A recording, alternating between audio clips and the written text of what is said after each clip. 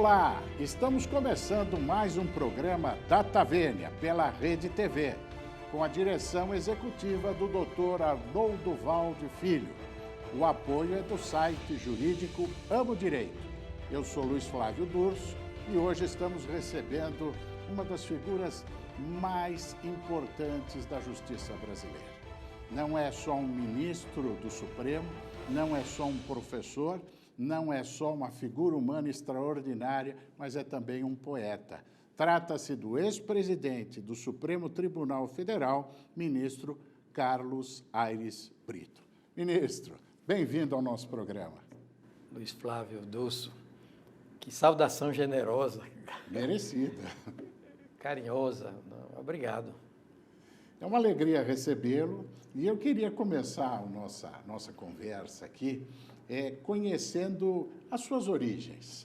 O ministro nasceu no interior de Sergipe, é isso? Isso, numa cidade que fica a 100 quilômetros de Aracaju, chamada Propriá, é o nome indígena, às margens do rio São Francisco, dividindo o estado de Sergipe e o estado de Alagoas. Defronte fica a cidade de Alagoas, Porto Real do Colégio, em Sergipe, Propriá. Meu pai era juiz de direito lá na cidade. Ah, é? E eu nasci lá. Sua infância e juventude foi nessa cidade? Em algumas cidades do interior, porque meu pai tinha a virtude de morar nas comarcas, né, para as quais era designado. Cararu, Japaratuba, Propriá. E eu tenho essa experiência interiorana. Guardo muito na memória. Muito próprio do juiz, né? O juiz próprio. tem que circular em várias comarcas e muitas vezes a família vai migrando junto. Vai migrando, vai acompanhando. E eu recordo desse tempo, me recordo bem desse tempo, com muita saudade, muito agrado. Aprendi muito a conviver com o povo simples, né, do interior, aquelas cidades interioranas do estado de Sergipe. O seu estudo básico, primário, naquele tempo era primário e ginásio. Isso, primário. Isso aconteceu também no interior? O primário em Japaratuba, nome indígena também, nome de um chefe, de um cacique indígena. E o ginásio e o curso correspondente ao científico em Propriá. Agora, o curso de Direito em Aracaju. E quando é que surge essa luz que o leva ao direito? Isso era um sonho antigo que foi acalentado? Houve influência do seu pai? Como é que foi isso? Eu sou bem mais velho do que você. Não muito. E posso dizer o seguinte, quando um garoto revelava gosto por estudos, gostava de ler, sempre se dizia, esse menino dá para direito. Era interessante isso, né? E desde pequeno, 5, 6, 7, 8 anos, que eu me pegava lendo. Até hoje eu sou um ledor, como se dizia antigamente. Certa feita eu escrevi, há muitos anos, eu era jovem, ler, como eu gosto de ler. Como eu leio sempre que posso. E como eu posso sempre que leio. Não dá um empoderamento à leitura? Sem dúvida. E abre os poros, né, do quociente intelectual, dá asas à imaginação. Né? Então, ler é um êxtase para mim. E quando era jovenzinho, ia com o pai ao fórum, acompanhava a atividade Acompanhava do pai? razoavelmente. Até porque, à época, meu pai atendia muito aos comarcanos, às partes, aos advogados, na própria casa dele. Ou, então, o fórum era na prefeitura. Mas, às vezes, ele atendia em casa também. Acompanhei muito a vida de meu pai. E meu pai era literato, poeta, gostava muito de história, trocadilhista, frasista. Eu tinha muita identidade com ele.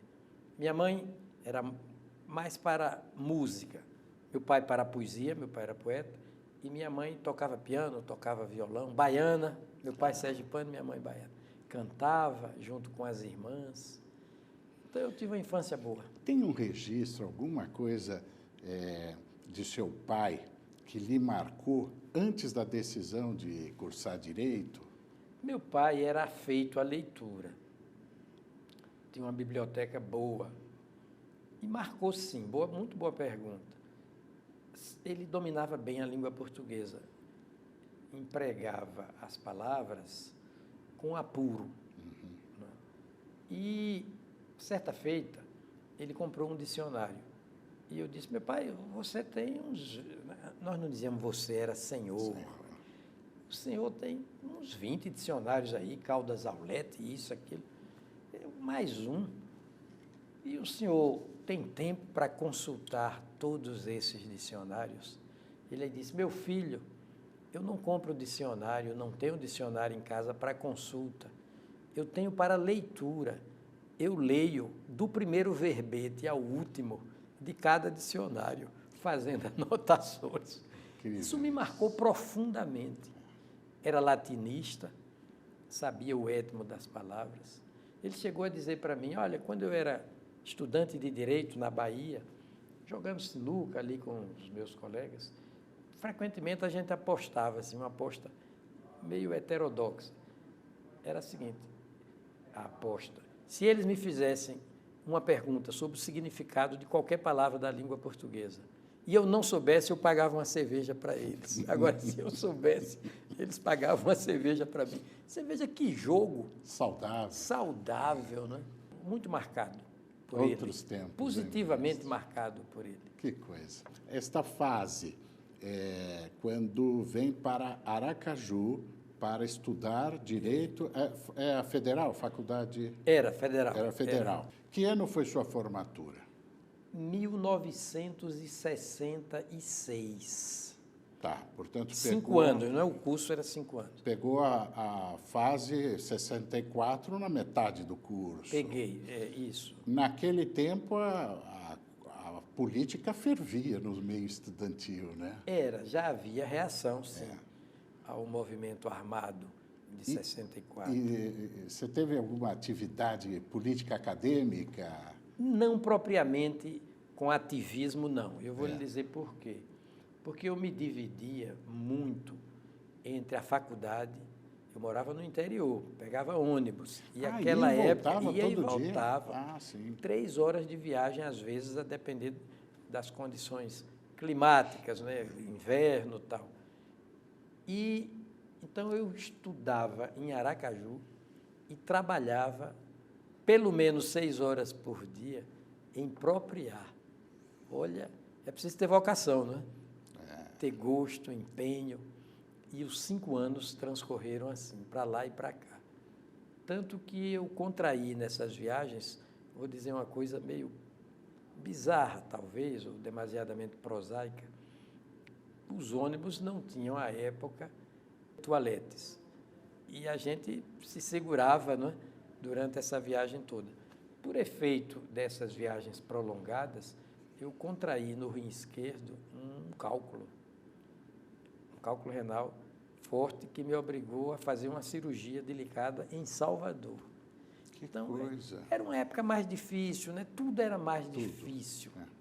Ministro, isso é importante, esse registro, porque o Brasil inteiro nos ouve, nos assiste. Esses jovens todos, ao ter contato com uma figura como o ministro, que é um expoente do nosso mundo jurídico brasileiro, e verificar o sacrifício, como as coisas aconteceram e como foram construídas, isto dá uma lição de que nada está pronto. Isso. Há um processo a ser conquistado, construído, perfeito, um objetivo a ser buscado. Essa é uma lição de vida importante. Mas eu tenho uma curiosidade. Neste período em que estudava e trabalhava, havia já namoro, já estava casado? Como é que estava essa fase de vida? À época, os casamentos eram mais cedo, né? Os jovens casavam mais cedo. Eu me casei com 23 anos. Eu também. Beirando isso. E no 4º ano de Direito, eu me casei. Já quase terminando o curso. Com 24 anos eu terminei o curso. E o namoro, bem, a partir dos 16 anos, não é, eu já me lembro namorando. Não é. Antes não, até porque eu gostava muito de futebol. Já desde essa época? Jogava futebol É. quase que de manhã, de tarde, de noite. Meu pai dizia, você sai da biblioteca para os campinhos de futebol. E era verdade isso. Eu joguei futebol de salão 9 anos, até 65 anos de idade eu joguei futebol. Que posição? Meio-campista avançado, um pouco avançado. Era ambidestro. O ambidestro tem facilidade. Vantagem. Tem uma vantagem muito grande. E quando eu tinha 14, 15, o meu sonho era ser jogador profissional de futebol. E eu jogava nas divisões de base de um time profissional, que já foi campeão do estado mais de uma vez, chamado América. Então, o namoro veio depois dos 16 anos. E eu gostava muito de ler. Meu pai dizia assim, me lembro outra... Você me pediu para mencionar qualquer coisa assim marcante da minha convivência com meu pai. O nome dele era João Fernandes de Brito. Doutor Brito era como era chamado. Uhum. Eu estudando, fazendo anotações, numa mesa, ele disse, meu filho, eu quero lhe fazer um elogio e uma crítica. Pois não, meu pai. Disse, você gosta muito de ler. Sua vida é dos campos de futebol para essa biblioteca aqui, para essa mesa, fazendo leitura. É o elogio. Você vai se dar bem. Está lubrificando as engrenagens da mente, né? Por efeito de leituras constantes. Mas eu tenho que fazer uma crítica. Eu nunca vi você, isso eu já estudante de Direito, começando, me preparando para o vestibular, a partir daí, nunca vi você lendo diretamente um código jurídico ou a própria Constituição. Você está sempre lendo doutrinadores e jurisprudência. Não é que isso seja ruim, mas isso é um segundo momento. O primeiro momento você deve ler o texto, o enunciado normativo, fazer a sua própria interpretação, manifestar o seu próprio entendimento, elaborar seus próprios conceitos, ele dizia assim. Uhum. Depois, então, para não ficar muito vaidoso, você vai ver em que você acertou, em que errou, lendo doutrina e jurisprudência. É como se meu pai dissesse, atualizando a linguagem dele, olha, meu filho, se o conhecimento não for de primeira mão, é porque já é de quinta. Sensacional. Sensacional, né? Sensacional. Você confie. Meu pai não gostava de gíria. Eu já sou chegado um pouco mais a metáforas, a neologismos, a gíria. É como se ele dissesse, confie no seu próprio taco, atualizando a linguagem dele, né? Depois, então, você vê o que os outros disseram sobre o mesmo assunto, o mesmo tema. Não foi uma lição preciosa? Sem dúvida. Não é? Preciosa. Às vezes, uma palavra de um pai, de uma mãe, ou de um amigo. De um amigo. Muda a vida, dá uma outra diretriz. Muda a vida. Né? Que bom. Ele era pegado ao sentido, ao significado das palavras, das expressões. Eu me lembro que uma vez, eu jovenzinho também, no carro com ele, e estávamos assistindo a um programa, ouvindo pelo rádio, uma solenidade, sobre uma solenidade de inauguração de um prédio público. Uhum. Aí a autoridade que estava entregando aquele prédio depois de uma reforma, disse, este prédio acaba de sofrer importantes melhoramentos. Aí meu pai disse, olha, meu filho, o substantivo melhoramento ou melhoramentos não combina com o verbo sofrer. Um prédio sofre deterioração, não melhoramento, recebe melhoramento. Aí a mesma autoridade disse, olha, em virtude dos estragos, aí meu pai disse, não é virtude. Virtude só se usa para coisa boa.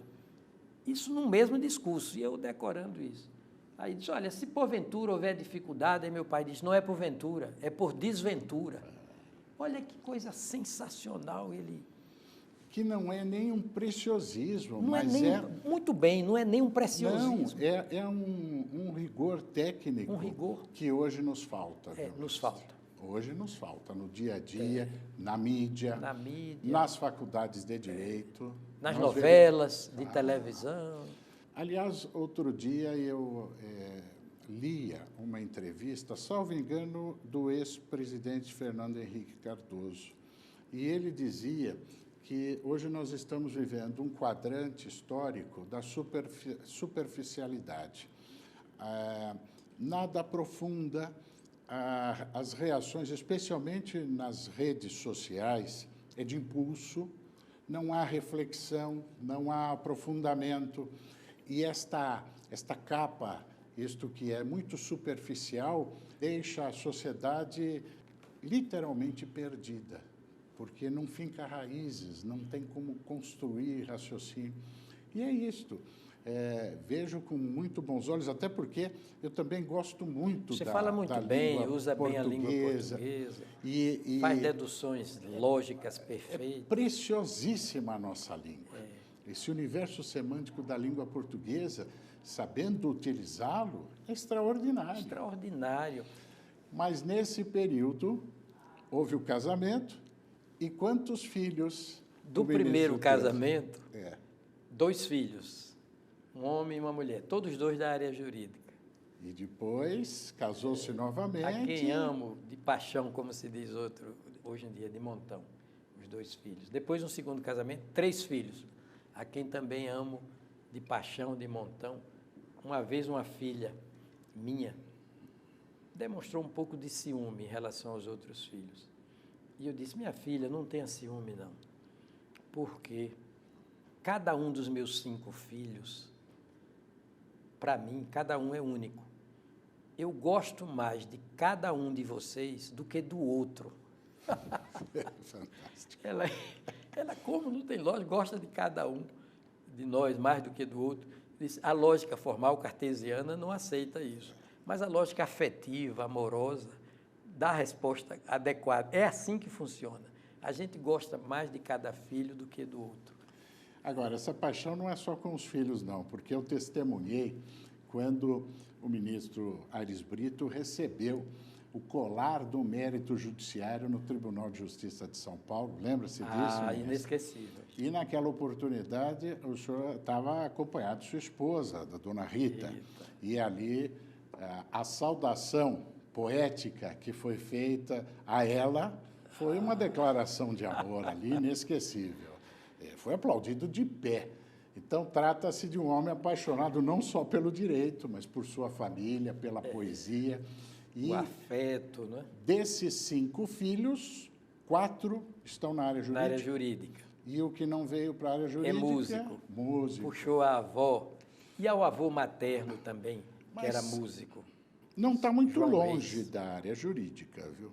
Há uma passagem... Eu tenho 4 filhos, 3 são advogados, e o caçulinha disse que queria ser artista. Eu disse, eu estou feliz, porque você será advogado. Ele disse, não, artista, pai. Eu digo, é a mesma coisa, não há um advogado que não seja artista. Mas... E olha o carinho, o afeto com que você se referiu ao seu filho. Você não disse caçula, você disse caçulinha. Olha a intensidade do afeto, né? Eu chego a pensar, Flávio, que sem afetividade não há efetividade do direito. Há um modo afetivo, amoroso, não é, de ver o fenômeno jurídico, a partir da ideia de justiça, não é, de fraternidade. Ministro, mas depois da sua formatura, depois de constituir família, nós temos aí uma etapa até longa antes de chegar ao Supremo. Houve um período em que exerceu a Procuradoria-Geral de Justiça em Sergipe. E a do Estado também. E a do Estado também. Advogou efetivamente. Isso. Era bom esse período? Gostava de advogar? Eu gostava. Olha, você pode ter, digamos assim, um pendor múltiplo, não é? Eu sempre tive pendor para literatura e filosofia, desde cedo, desde cedo. Devorava os filósofos, os clássicos da literatura, os filósofos gregos, depois os alemães, os franceses.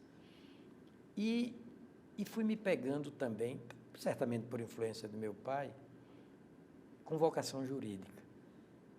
Até porque, você é mestre, sabe disso, até porque o direito positivo, o direito posto, né, pelo Estado,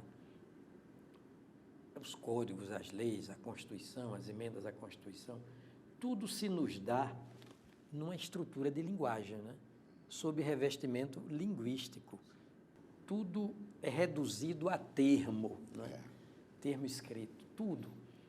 Então, nós, em última análise, no âmbito do sistema de justiça, compreendendo advogados públicos e privados, membros do Ministério Público, defensores públicos, os delegados de polícia, notadamente no exercício da polícia judiciária, enfim, os magistrados, todos os profissionais do direito, todos os profissionais são intérpretes.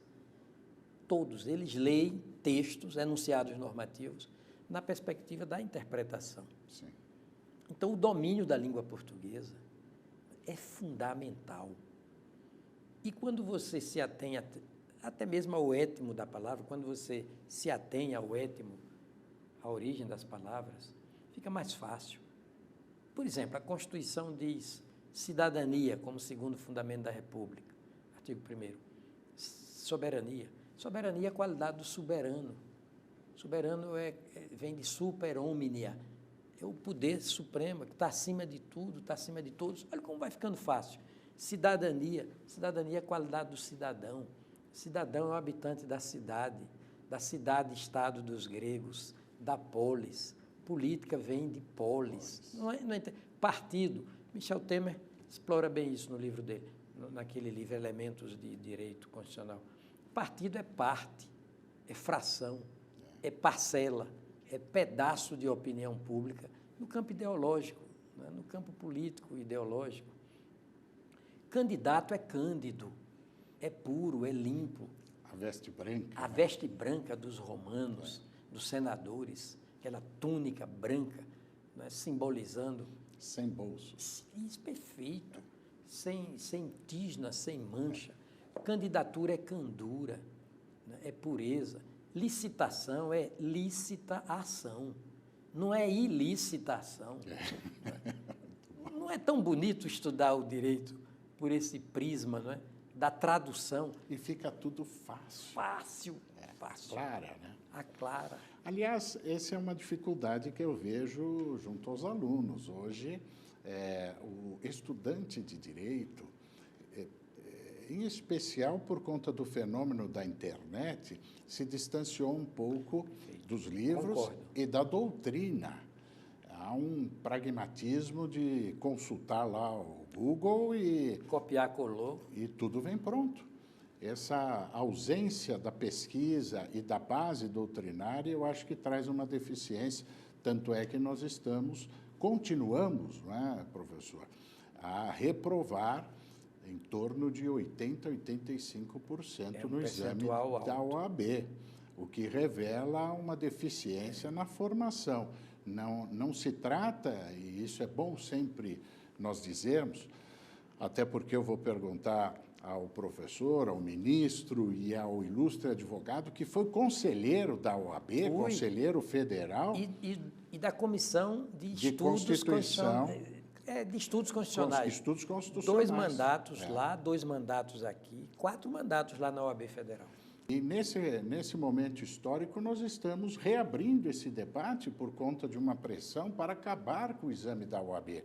O exame da OAB, que não foi imposto pela ordem, ele foi resultado de uma situação de deficiência do ensino jurídico. O exame é fundamental para nós pressionarmos a melhora do ensino jurídico. E, nesse contexto, nós entramos numa outra etapa da vida do nosso entrevistado, que é exatamente o momento em que estava como conselheiro federal da OAB. Como foi essa experiência de dirigente da nossa OAB? Perfeito. Antes, somente para corroborar o seu entendimento sobre a necessidade do exame de ordem, a própria Constituição, né? Apenas para avivar a nossa memória. Sim. No artigo 5º, inciso 13, diz: é livre todo trabalho, ofício ou profissão, vírgula, obedecidas as qualificações profissionais, olha, respeitadas as qualificações que a lei estabelecer. Aí vem a lei e habilita os conselhos superiores, os conselhos chamados corporativos, profissionais, a selecionar, né, os exercentes da profissão, a controlá-los, a vigiá-los, né, a puni-los até.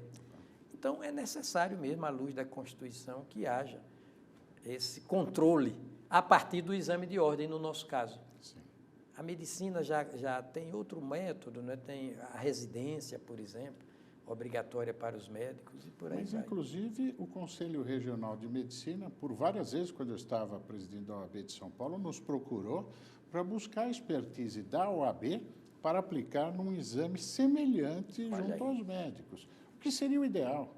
Perfeito. Todas as categorias deveriam ter uma aferição para que o indivíduo demonstrasse um mínimo conhecimento para o exercício da profissão. Eu disse conselhos superiores, mas são conselhos federais, né? Então, eu fui eleito para, eu acho que na década de 70, final da década de 70, quero crer, comecinho de 80, eu fui eleito para... Eu me lembro que eu assisti a sessões no Rio de Janeiro. Poxa vida. O Supremo estava lá ainda. O Supremo estava lá. Então, eu era conselheiro federal, fui um mandato aqui e um mandato lá no Rio de Janeiro. Veja quanto tempo. Então, eu ingressei, fiz essa disputa lá em Sergipe, fui eleito 2 vezes, depois, mais 2 vezes, fui convidado para ser membro da Comissão de Estudos Constitucionais. Então, eu tive 4 mandatos na OAB, em rigor. Sempre com todo gosto, procurando me atualizar, elaborando pareceres, participando de comissões importantes. Muito bem. Vou pedir, em primeiro lugar, licença ao nosso entrevistado, porque nós vamos precisar fazer um brevíssimo intervalo, mas eu quero retomar com o tema OAB. Qual a visão do ministro Aires Brito sobre a importância da OAB no contexto histórico e no momento atual do Brasil? Retomamos o nosso programa Data Vênia pela Rede TV, hoje com o nosso querido convidado, ex-presidente do Supremo Tribunal Federal, professor, jurista e poeta, ministro Aires Brito. E antes do intervalo, eu deixei aqui um questionamento para uma reflexão do ministro sobre o papel da OAB, já que o ministro foi conselheiro federal da Ordem, foi dirigente de ordem, conhece a OAB não só pelo viés da advocacia, mas também depois pelo viés do julgador. Qual o papel da OAB histórico e hoje, como o ministro vê o papel da nossa entidade? A OAB me parece um exemplo típico da diferença entre impor respeito e impor-se ao respeito. O impor respeito pressupõe uma certa autoridade, exercício do poder público, e impor-se ao respeito é credibilidade, respeitabilidade, legitimidade representativa, né? E a OAB, historicamente, é vista e corresponde a uma instituição que fala pela sociedade civil.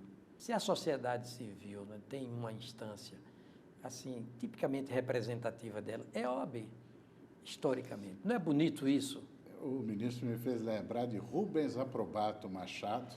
Grande figura. Nosso ex-presidente, meu padrinho político na OAB, e ele dizia, quando eu assumi a presidência lá em São Paulo, ele dizia o seguinte: Durso, põe na sua cabeça, você é o presidente da sociedade civil. Olha aí. E ele tinha exatamente essa visão. Até hoje é assim. Institucional. Claro que, constitucionalmente, a OAB faz parte do sistema de justiça. Isso. Justiça ali na Constituição é sinônimo de jurisdição. A OAB faz parte do sistema de jurisdição. Claro que afunilando para o Poder Judiciário, porque o Poder Judiciário, ali no artigo 2º da Constituição e no esquema da tripartição dos poderes, é o que fala por último. É o poder extremo. O Supremo é a instância judiciária mais alta, mas o poder estatal extremo, derradeiro, que fala por último, é o Judiciário. E dentro do Judiciário, o Supremo Tribunal Federal. Logo, o Supremo Tribunal Federal é o mais alto e é o extremo. Mas isso estatalmente considerado, publicamente considerado. No plano da sociedade civil, é a OAB. Rubens Aprobato disse bem. Rubens Aprobato, quando soube da minha indicação para ministro do Supremo, não, da cogitação do meu nome, antes da indicação formal, pelo então presidente Luiz Inácio Lula da Silva, me telefonou para me dar ciência de que ele estava coordenando um movimento de visita pessoal ao então ministro da Justiça, Márcio Tomás Bastos, que foi presidente da OAB Federal, Sim. com quem oficiei ali, eu como conselheiro. Ele coordenou uma visita de 8 ex-presidentes da OAB, pessoalmente, ao gabinete para pedir a minha nomeação. Não é interessante? Foi Rubens Aprobato. Aí, Hernani, como é o nome dele? Do Ceará, Uchoa, o do Pará, Ofir Cavalcante, Eduardo Seabra Fagundes, quem mais? Reginaldo Castro, Marcelo Lavené Machado. Que coisa bonita isso, né? 8 ex-presidentes foram pedir a minha nomeação. Baeta esteve na linha de frente. Boa, você está com a memória melhor do que a minha. Mas esse período foi um período muito importante para o Brasil, de ter um advogado, um jurista, alçando a condição de ministro do Supremo. Agora, paralelo a isto, nós temos a sua carreira que não parou na faculdade e nem pelos cargos que exerceu. Na atividade de formação, foi buscar o pós-graduação como uma necessidade. Não é? Isso é importante falar também, porque com o tempo, no passado, muitas vezes se desprezava o curso de pós-graduação. Não precisa, eu tenho bacharelado, eu tenho básico, e com isto eu vou exercer a minha profissão. No direito, penso, e aí subcensura da sua opinião, o fenômeno da especialização chegou até a nossa área. Chegou. Hoje, o clínico geral, aquele que conhece tudo, na verdade, é impossível, é conhecimento superficial. O aprofundamento se dá com a especialização, que é uma exigência hoje. Assim, perfeito. Você pensa também, ministro? Penso. Eu fiz especialização em Direito Público e Privado, depois da graduação, lógico. Na PUC de São Paulo? Não, isso eu fiz num convênio entre várias universidades, Ceará, Pernambuco, Bahia e Sergipe, e sob o comando de professores consagrados como Lorival Villanova, João Batista Vilela, Lorival Villanova em Pernambuco, Batista Vilela em Minas, do Rio, na Bahia, um grande professor, Antônio Machado Neto, e Silvério Fontes, já em Sergipe. Depois fui fazer mestrado em São Paulo e voltei a São Paulo, na PUC, para fazer doutorado. Quem era o orientador? Celso Ribeiro Bastos. Puxa vida, grande saudoso figura, saudoso, um pensador, com quem eu escrevi um livro jurídico, Interpretação e Aplicabilidade das Normas Constitucionais, um livro editado em 1982 pela editora Saraiva. Me permita só fazer um segundo de homenagem ao querido professor Celso Bastos, que, à época de estudante, ele reuniu um grupo no seu escritório para semanalmente pensar o direito e me convidou, aleatoriamente. E ele escrevia muito artigos, tinha uma produção literária muito intensa. Muito. E eu disse, professor, eu gostaria de escrever como eu faço. E ele disse, é simples, escreva.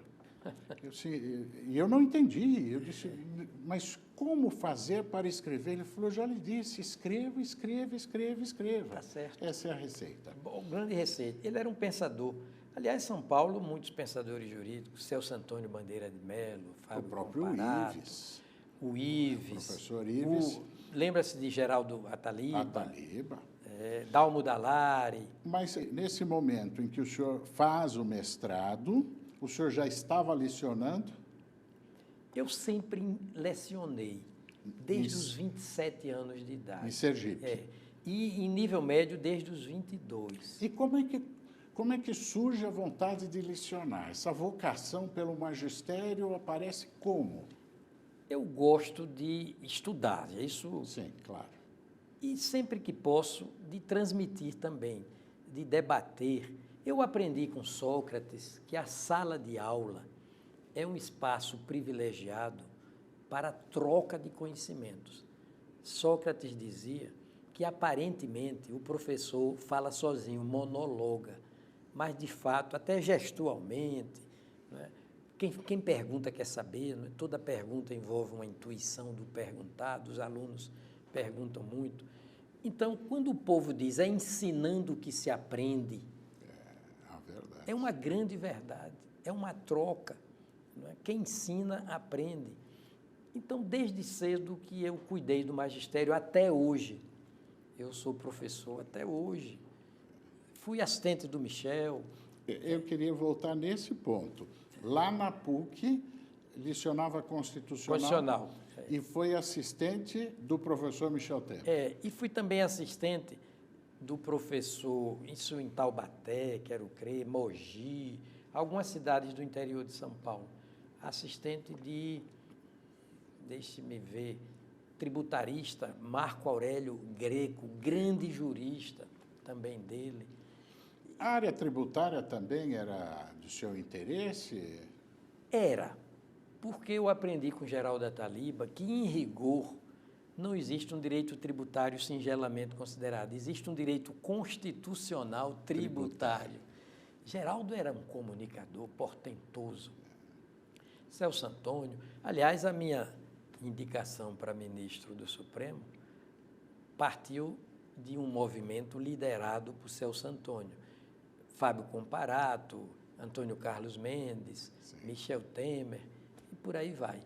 Esse momento em que estava como... Eu estou falando da área acadêmica, não é? Isto, mas nesse momento histórico, como assistente do professor Michel Temer, nós estamos falando em que ano mais ou menos? 81, 82. E sua indicação para o Supremo vem depois. Muito depois. 2003. 2003. Né?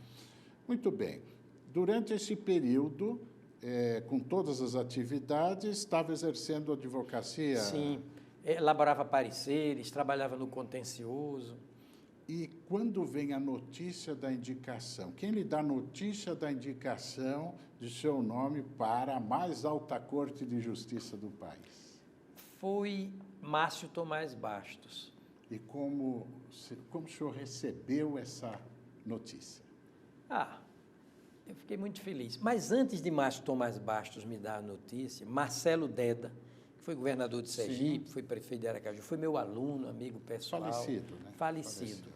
Lamentavelmente falecido. Brilhante parlamentar, brilhante político. Ele se engajou no processo e me comunicou. Disse, olha, esse projeto de condução, da sua condução ao Supremo, está de vento em popa, e eu estive com o Márcio Tomás Bastos, e ele quer conversar com você amanhã, tal. Foi o Marcelo Deda que fez a ponte com o Márcio. Agora, eu era muito amigo do Márcio. Sim. Trabalhamos na Constituinte, fizemos muitas conferências juntos, eu e Márcio Tomás Bastos. Mas chegar ao Supremo, era um projeto ou foi algo que aconteceu? Excelente pergunta. Não era projeto, não fazia parte de planos, de projetos. Até porque eu confesso a você, eu não faço planos, não faço, eu vivo o momento com toda a intensidade, com todo o foco, toda a atenção. Não me sobra tempo para fazer planos. Carpe diem. Carpe diem, perfeito. Viva o dia, aproveite o dia, carpe diem. Eu sou encarnação dessa legenda latina, não é? Carpe diem. E, portanto, eu nunca pensei. Mas um belo dia, novembro à noite de 2002, eu recebo um telefonema de Celso Antônio Bandeira de Mello, amigo queridíssimo. Carlos, aqui é o Celso. Você está sabendo de 3 vagas no Supremo no começo do ano e tal? Eu digo, estou, Celso. Eu pensei que ele fosse me comunicar que ele era candidato. Aí, pois é, aquele jeito de Celso. Estivemos pensando aqui, eu, Fábio, fulano, Antônio Carlos Mendes, Adilson Dalari, e começou a dizer algumas pessoas. Celso Bastos, estávamos pensando em indicar seu nome. Você fez carreira acadêmica aqui, lançou seu primeiro livro aqui, de Direito, e foi professor aqui. O que é que você acha? Eu fiquei atônito, assim, aturdido, mas sem mais nem menos. Eu disse, Celso, e por que não você? Ele disse, porque eu já tenho 65 anos. O limite de idade. Que era o limite de idade. Aí eu fiquei reticente, assim, ele disse, não precisa responder, basta não refugar. Aquele jeito de Celso falar. E deixe por nossa conta. É como se ele dissesse assim, ponha um zíper na própria boca e cadeie, bota um cadeado na extremidade. E deixe tudo por nossa conta. Assim eu fiz.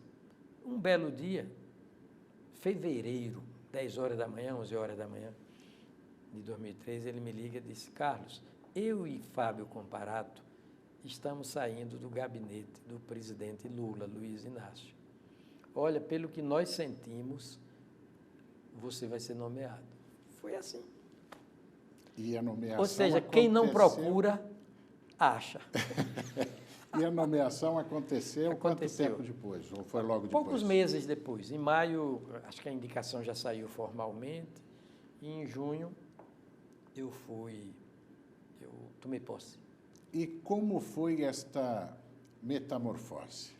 Tomei posse na ótima companhia de Joaquim Barbosa e César Peluso.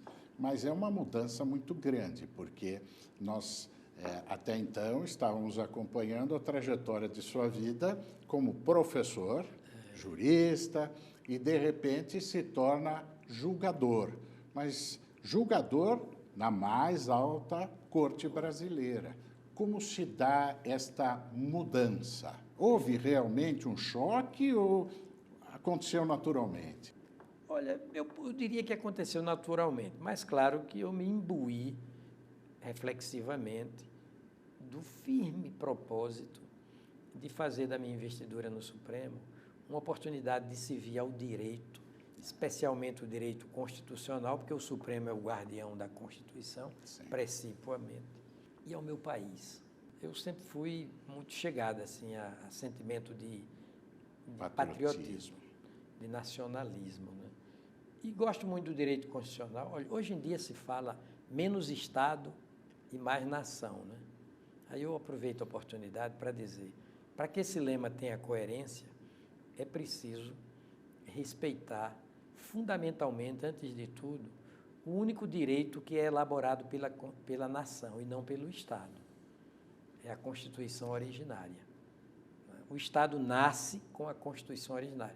Não geograficamente, não historicamente, claro, mas juridicamente, diria Kelsen, né? A Constituição é a única lei originária que não é feita pelo Estado, é feita para o Estado. Não é isso? É a lei das leis. Ela é tão única que não tem número.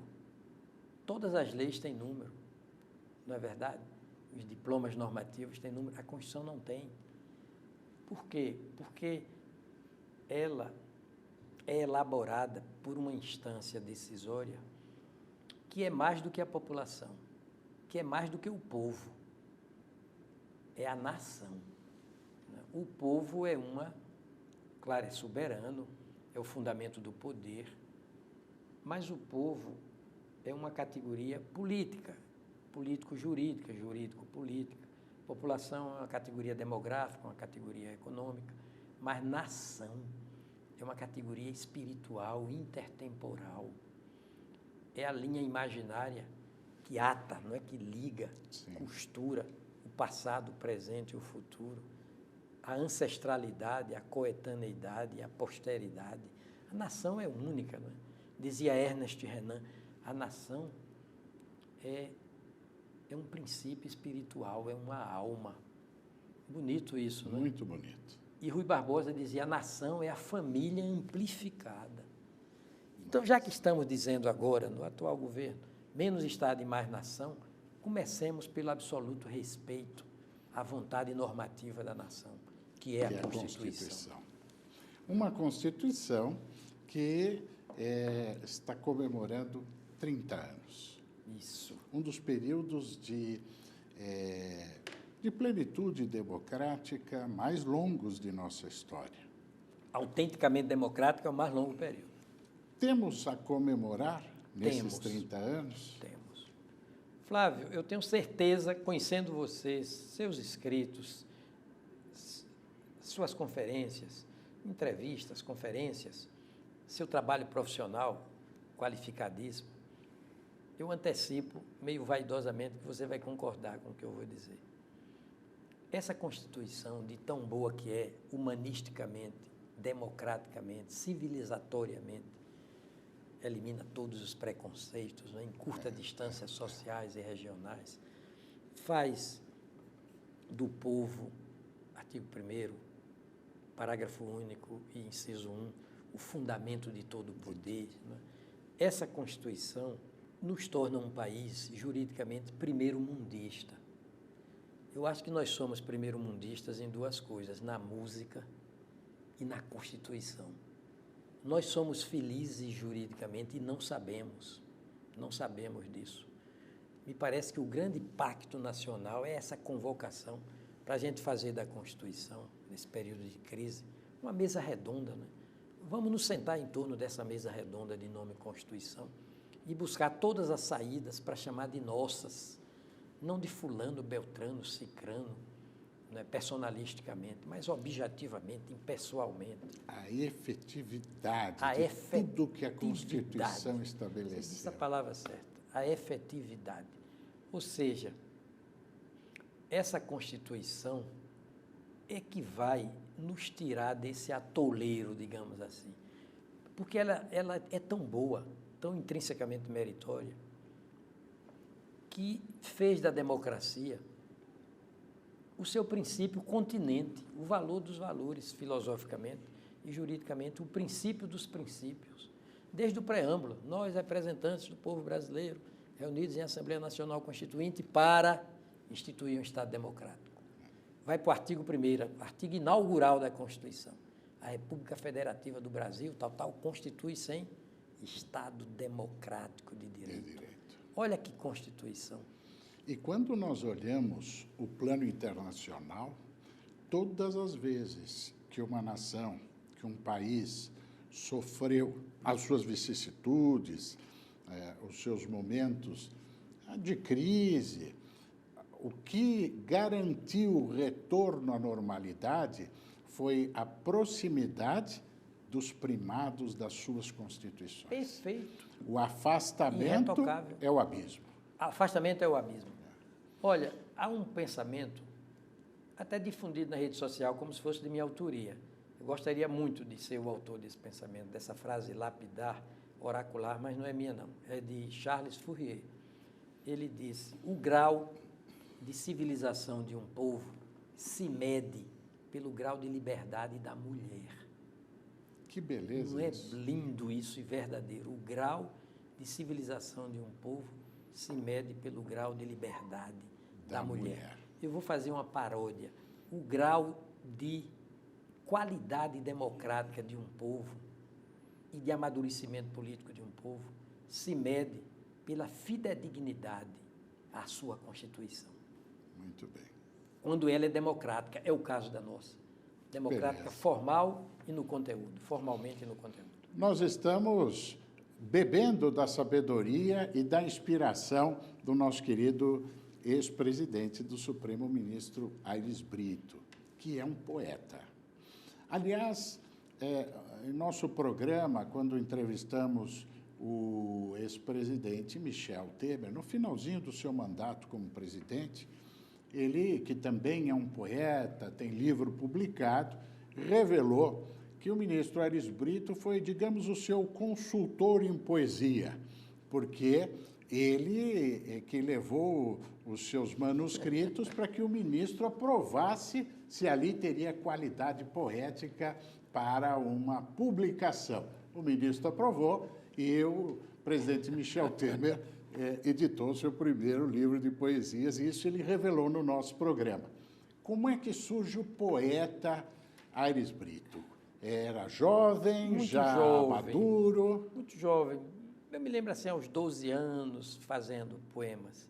Poemas de amor, fazendo trocadilhos. Eu me lembro que nessa idade eu disse isso, quer ver? A madrugada morre de amor todos os dias, aos primeiros beijos de um fauno chamado Sol. Olha que coisa.